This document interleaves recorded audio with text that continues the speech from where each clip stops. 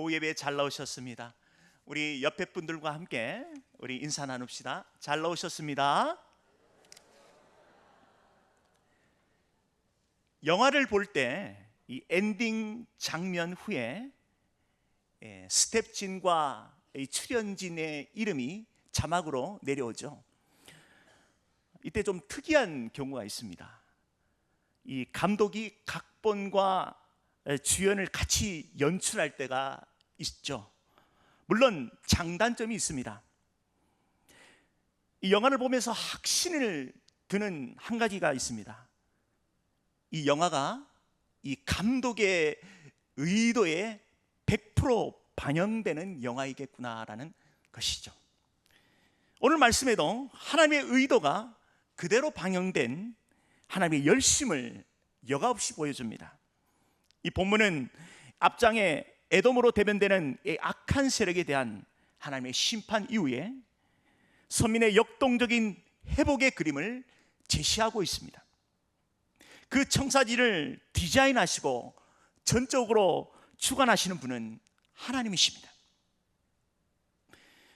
하나님은 그 은혜의 손길을 통하여 역사하시죠. 하나님은 택한 백성만이 누릴 수 있는 길이 있습니다. 그 길은 세상과 구별된 거룩한 길이죠. 구약의 성도든 신약의 성도든 이 구원의 은혜를 경험한 사람만이 걸어가야 할 길입니다. 이 시간 하나님이 원하시는 성도가 걸어야 할 길이 무엇인지를 함께 은혜 나누겠습니다. 먼저 1절과 2절에서는 선민들의 땅에 넘칠 한이를 예언합니다. 1절에 광야와 메마른 땅이 기뻐하며 사막이 백합화 같이 피어 즐거워하며, 여기서 이 광야와 메마른 땅이 기뻐하며, 이는 열방이 심판을 받아 항무지가 될 것을 예언한 34장과 현재의 대조를 이루죠. 하나님을 대적하는 열방은 반드시 심판을 받을 것이며 항파하게 될 것입니다.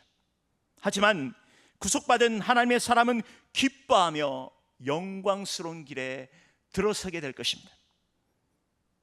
그들이 현재 형편과 처지가 아무리 열악하다 할지라도 장차 누리게 될 복락을 강조하고 있죠. 본절에 표현한 이 기쁨은 세상이 주는 일시적인 기쁨과는 전혀 다른 완전한 기쁨입니다. 하나님의 백성만이 누릴 수 있는 영원한 구원의 기쁨이죠. 세상이 줄 수도 없고 빼앗을 수도 없습니다. 성도는 성령께서 주신 이 기쁨의 선물을 실시간으로 누려야 합니다. 사도 바울은 데살로니가 지역의 교회들을 향하여 편지하면서 하나님의 뜻을 전합니다. 항상 기뻐하라. 이 항상의 이 원문에 맞게 번역한다면 이 모든 상황에서가 되죠. 하나님께서 주신 선물이 상황에 따라 변질된다면 특별할 것이 없겠죠. 이 구원의 기쁨은 변질될 수 없습니다. 단지 우리가 영적으로 무뎌질 때죠. 만약 그렇다면 빨리 회복해야 하는 것입니다. 기쁨은 성령의 열매죠. 갈라디아서 5장에 소개된 9가지 열매 중 이 두 번째 열매입니다. 희락의 열매가 내 삶에 맺히도록 날마다 성령 충만함을 유지해야 합니다. 쉽지가 않죠. 그러나 성경대로 분명한 방법이 있습니다. 우리에게 주신 은혜의 두 가지 방편, 말씀과 기도로 무장하는 것이죠. 더운 여름 이 체력이 떨어지지 않도록 복날 보신하듯 영적 게이지가 내려가지 않도록 이 말씀과 기도로 늘 관리해야 합니다. 문제는 우리의 최종 권위가 어디에 있느냐의 문제인 것이죠. 언제나 하나님과 그분의 말씀이 최우선에 두어야 어떤 순간에도 흔들리지 않는 것이죠. 사실 이사야 선지자가 예언하고 있는 그 시점이 그리 넉넉한 상황이 아닙니다. 현실을 바라보면 절망할 수밖에 없죠. 외적으로 아수라라는 강력한 정이 유다의 여러 성읍을 정령해 예루살렘까지 함락해올 기세로 몰려오고 있는 상황입니다. 내적으로는 부패한 정치로 인해 사회 정의가 사라져버려 암울한 나라를 보내고 있었죠. 그러한 상황에서 영광스러운 내일을 내다보며 소망의 메시지를 전하고 있습니다.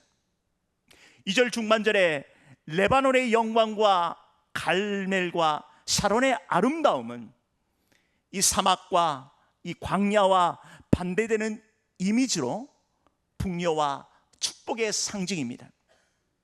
레바논은 웅장한 건축물의 자재인 백향목의 주산지죠. 갈멜은 비옥한 땅으로 농사짓기에 최적이죠. 샤론은 지금도 이스라엘에서 가손이 많이 있는 지역입니다. 이러한 풍성한 은혜는 하나님이 주시지 않으면 얻을 수 없는 것이죠. 하나님의 은혜 없이는 한량한 그 사막 한가운데 포도 알갱이 하나조차 건질 수가 없는 것입니다. 하나님께서 복을 주셔야 농사도 짓고 가수원도 짓죠. 성도의 삶의 주체는 하나님이십니다. 하나님이 내 삶의 주인 되셔서 역사하실 때에 가장 선한 길로 인도하십니다. 우리 안에 주님 손에 맡겨드리지 않는 영역이 있습니까? 그곳이 바로 은혜의 사각지대이죠. 온전히 하나님께 내어 맡깁시다. 비로소 그곳에 은혜가 스며들기 시작할 것입니다. 이어서 3절과 4절에는 핍박받던 선민들을 향한 위로와 구원을 선포합니다. 3절에 너희는 약한 손을 강하게 하며 떨리는 무릎을 굳게 하며, 약한 손은 문자적으로 축 늘어진 손을 의미하죠. 무기력한 사람, 어려움 앞에 아무런 대책도 마련할 수 없는 무기력한 사람을 은의적으로 표현한 것이죠. 떨리는 무릎이란 두려움에 사로잡혀 제대로 영위하지 못하는 상태인 것이죠. 이들에게 완전한 구원을 소망하십니다. 놀라운 위로의 말씀이죠. 이 구원의 약속을 이루시는 분은 누구십니까? 4절 중반절에 보라 너희 하나님이 오사 보복하시며 갚아주실 것이라. 하나님이 오사 너희를 구원하시리라 하라. 하나님이 오셔서 그들의 원수에게 보복하시고 보상해 주시고 구원하십니다. 이사야 선지자는 본절에 하나님이 오사라는 표현을 통해 하나님을 매우 강조하고 있죠. 우리를 구원해 주신 분, 이스라엘의 하나님, 조상적부터 믿어왔던 바로 그 하나님이십니다. 홍해를 마르게 하시고 애국 군대를 수장시키시고 여리고성을 무너뜨리시고 가나안 땅을 기업으로 주신 바로 그 하나님, 그 하나님께서 오셔서 구원을 베푸실 분이십니다. 우리에게 구원을 이루시는 분은 전능하신 하나님이십니다. 만약 구원이 우리의 열심과 노력으로 얻을 수 있는 것이라면 얼마나 불안하겠습니까? 때로는 약해지고 무너지지 않겠습니까? 그러나 우리의 구원을 베푸시는 분은 하나님이십니다. 우리가 이러한 구원의 확신을 붙들고 일평생 새겨야 할 말씀이 있죠. 로마서 8장 28절에 우리가 알거니와 하나님을 사랑하는 자 곧 그 뜻대로 부르심을 입은 자들에게는 모든 것이 합력하여 선을 이루느니라. 아멘. 하나님께서는 한번 붙드신 우리의 손을 절대 놓지 않으십니다. 이 굳건한 믿음 위에 굳게 서시기를 축원드립니다. 계속해서 5절에서 7절까지는 선민과 선민들을 향한 역동적인 회복을 예언하시죠. 5절에 그때의 히브리어 아츠는 일시적 메시아 시대를 나타냅니다. 궁극적으로는 하나님이 오셔서 완전한 회복, 영원한 나라, 새 하늘과 새 땅을 통해 이루어질 영원한 회복의 역사로 기결됩니다. 이때 맹인의 눈이 밝을 것이며 맹인이 눈을 떠서 밝게 보게 된 주체가 전적으로 하나님의 역사인 것입니다. 또한 영적 흑암 속에 사망의 길에 놓여있던 이들에게 진리의 빛, 생명의 빛으로 인도하신 것이죠. 마찬가지로 못 듣는 사람의 귀가 열리게 됩니다. 하나님 말씀, 복음의 말씀을 통하여 귀가 열려 진리를 깨닫는 놀라운 기적의 역사가 일어나는 것이죠. 이어서 6절과 7절에는 이 역동적 회복의 역사를 더 세밀하고 역동적으로 표현하고 있습니다. 저는 자 사슴같이 뛰게 하고 말 못하는 자는 노래하게 하시고 광야에 물이 솟아나고 사막에 시내가 흐리죠. 뜨거운 사막이 못이 되고 메마른 땅이 원천이 됩니다. 승냥이 눕던 곳에 풀과 갈대와 부들이 납니다. 황양 땅에 생동감이 넘치는 회복의 땅으로 변화되죠. 이처럼 이 복음의 역사는 성령의 역사입니다. 생명의 복음이 미치는 영역은 놀라운 회복의 은혜를 경험하게 되는 것입니다. 우리 인생 가운데 하나님 한 분이면 충분한 것입니다. 십자가와 그 부활의 그 능력으로 회복하지 못할 영역은 없습니다.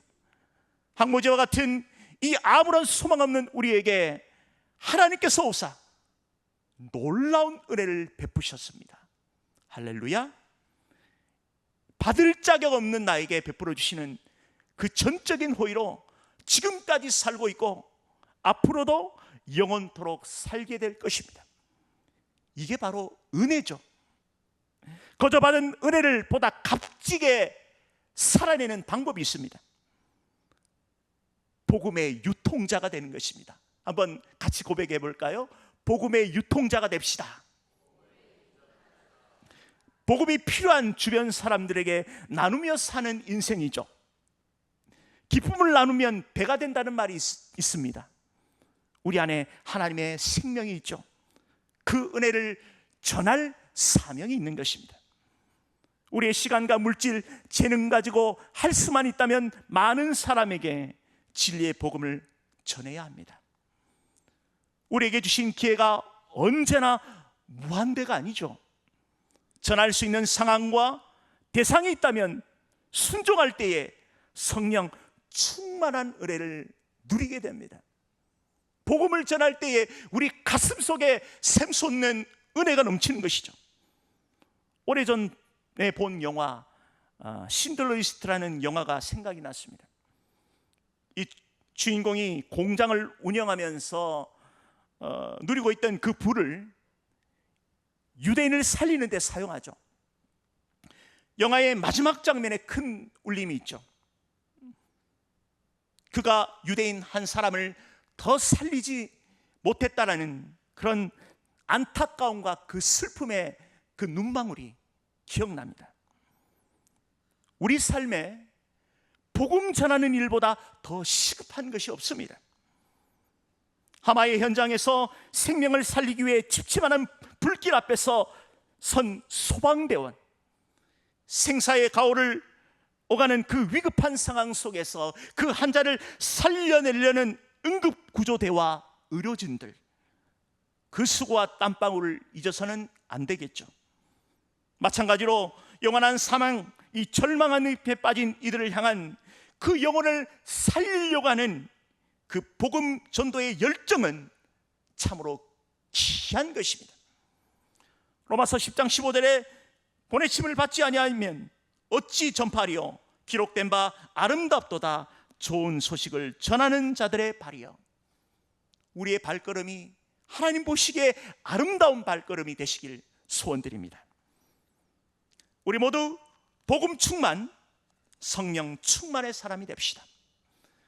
이어서 8절과 10절에는 선민들의 평화 정착과 영원한 복락을 예언합니다. 8절에 거기에 대로가 있어 그 길은 거룩한 길이라.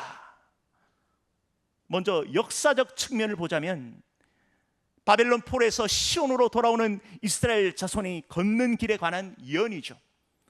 더 정확한 의미로는 10절 하반절에 영원히 슬픔과 탄식이 사라진다는 표현을 볼 때에 메시아를 통해 들어가는 영적 삶으로 새 하늘과 새 땅에 이루어지는 천국의 삶을 의미하는 것이죠.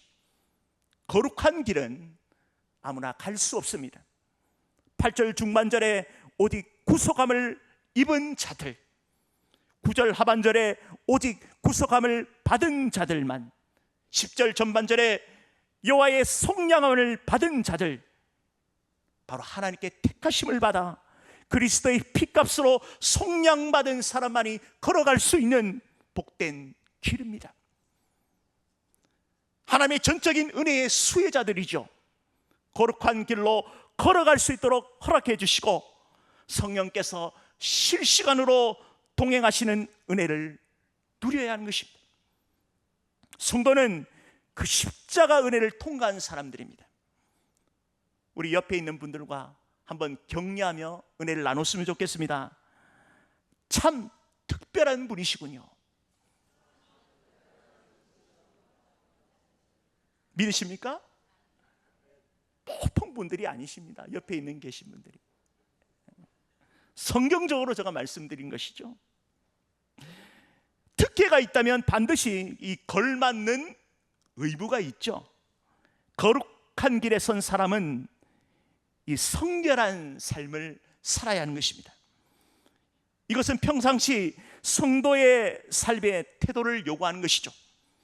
구약시대 대제사장들은 하나님께 제사 드릴 때에 이마에 여호와께 성결이라는 문구가 적힌 띠를 띄었습니다. 성도는 언제나 하나님 앞에서의 삶을 살아야 하는 것이죠. 코람데오의 정신입니다. 구원파 계열의 이단들은 이 구원받은 사람은 죄를 지을 수 없다라는 이 심각한 구원론에 문제가 있습니다. 성도의 형제 상태는 죄의 형벌로부터 면제되었습니다. 죄의 존재로부터 완전히 해방되기 전까지는 끊임없이 죄의 세력과 싸워 이겨야 하는 것입니다. 언제까지입니까? 우리의 육신의 장막을 벗을 때까지죠. 세상은 육신적 죽음을 끝이라고 말하고 심지어 저주라고 말하기도 합니다. 그러나 성도의 죽음은 육신의 장막을 벗는다라고 표현하죠. 참 쉼과 참 안식을 누리는 복입니다. 사도 바울은 믿음의 아들 디모데에게 당부합니다. 디모데후서 4장 7절에 나는 선한 싸움을 싸우고 나의 달려갈 길을 마치고 믿음을 지켰나니. 우리 각자는 피할 수 없는 믿음의 싸움이 있습니다. 지금 여러분의 허리에는 보이지 않아도 예수 그리스도께서 피 흘려 이루신 이 구원의 챔피언 벨트가 메어져 있습니다. 우리의 노력으로 획득한 것이 아니죠. 도전자 마귀는 할 수만 있다면 우리 믿는 자를 유혹해서 끊임없이 우리를 쓰러뜨리려고 할 것입니다. 우는 사자처럼 삼킬 자를 찾습니다. 우리의 힘만으로, 우리의 의지로 링 위에 선다면 백전백패인 것입니다. 이길 수가 없죠.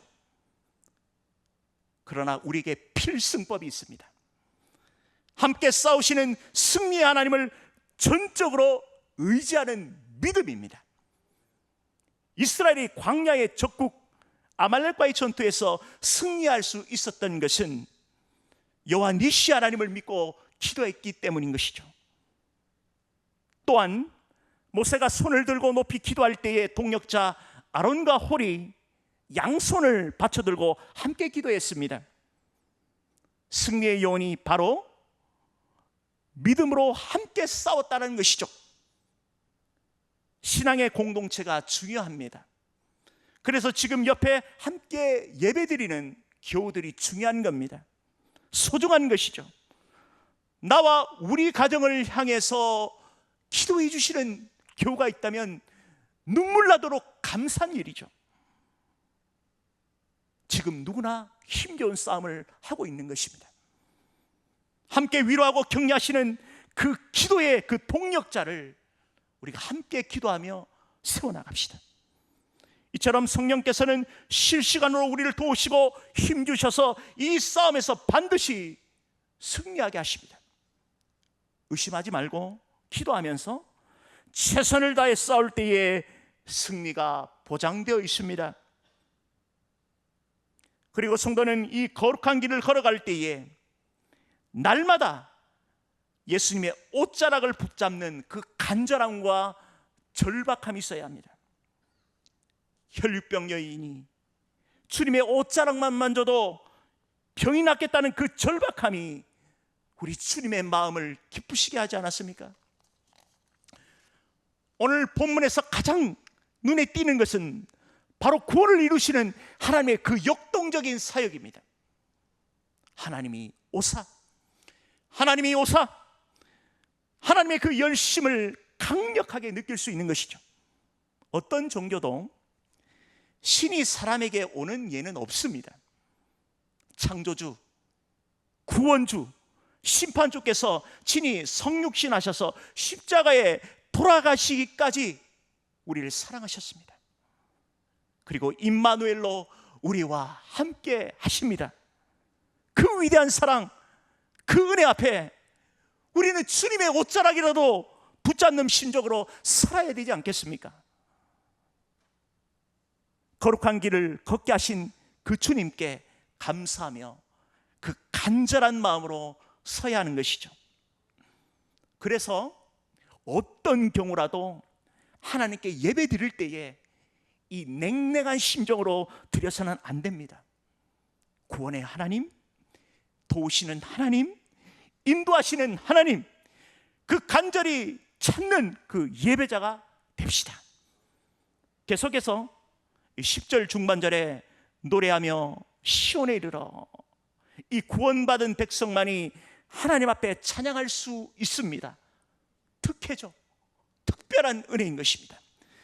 계시록 14장 3절에 그들이 보좌 앞에 내 생물과 장로들 앞에서 새 노래를 부르니 땅에서 속량함을 받은 14만 4천 명밖에는 능히 이 노래를 배울 자가 없더라. 지금도 천상에 울려 퍼지는 이 영광스러운 예배 장면이죠. 구원받은 백성들만이 하나님과 어린 양 앞에 드릴 수 있는 새 노래 찬양입니다. 얼마나 감격스럽겠습니까? 아무나 부를 수 없는 노래, 새 노래, 이 찬양을 간절함으로 기쁨으로 불러야 합니다. 의미 없이 부를 것이 아니고 곡조에 담긴 가사 하나하나 가슴에 새기며 큰 소리로 고백해야 하는 것이죠. 구원의 은혜를 날마다 내 가슴 속에 새기며 고백하며 자랑하는 귀한 성도님 되시길 바랍니다. 말씀을 맺겠습니다. 오늘 말씀에서 우리 하나님의 그 열심을 여과없이 볼 수 있습니다. 황량한 그 사막 같은 현실 앞에 반드시 회복과 구원의 은혜를 이루어 주시는 그 소망의 메시지를 우리는 말씀을 통하여 살펴볼 수 있습니다. 구원을 이루시는 하나님의 은혜의 손길 앞에 성도는 반드시 거룩한 길을 걸어가야 합니다. 항상 기뻐해야 합니다. 이 구원의 은혜를 누리고 그 복음을 전하는 유통자의 삶을 살아야 하는 것이죠. 우리 앞에 놓인 그 믿음의 그 선한 싸움을 싸워야 하는 것이죠. 또한 간절하고 그 절박한 심정으로 예배자로 서야 하는 것입니다. 동행하시는 주님과 함께 거룩한 길을 힘차게 걸어가시는 우리 귀한 성도님 되시길 축원드립니다. 기도하겠습니다.